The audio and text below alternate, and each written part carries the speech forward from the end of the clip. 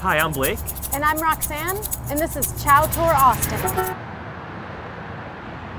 Austin is known for its great Mexican food, from super authentic to old school Tex-Mex. We wanted to see the range, so we asked the Austin Chow Hounds where to go. The first stop, breakfast tacos at a tiny trailer on the east side called El Taco Rico. Breakfast tacos are really popular in Austin, and they're just what they sound like, a tortilla filled with breakfast items like eggs, cheese, potatoes, and chorizo. Co-owner Yolanda Sanchez makes every corn tortilla by hand. One of our favorites was the bean and egg. It sounds simple, but the way it was cooked was perfect in those hot, tender tortillas. We heard El Mesón had really good home-style Mexican food, so we went out to their original location on Burleson to meet up with the chef, Marisela Godinez. These are the recipes that I grew up with. These are the recipes that we're cooking in my home. You know, we're simple, and I think that what separates us from the rest. We use no microwaves, we use no frozen or canned foods. Everything is made fresh. One of the things they constantly make fresh is roasted tomato and serrano salsa. I will blend the garlic completely. You don't want to get a big chunk of garlic in your salsa.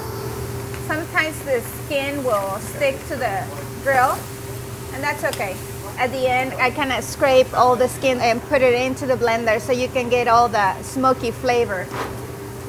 Just pulse on the food processor so it gets kind of chunky, not too smooth.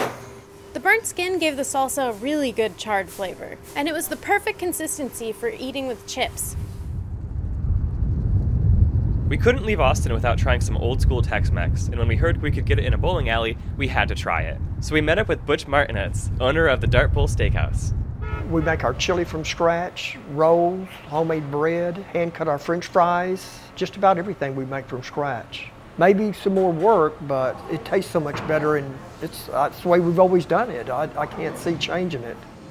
They're famous for the enchiladas, which for about the past 30 years have been made by one person, Peggy Zamarripa. I've worked for DARTBOWL for 38 years. Started waitressing. After 10 years, I started cooking our famous enchiladas. The enchilada recipe is a closely guarded secret. Butch's dad only told it to him and to Peggy.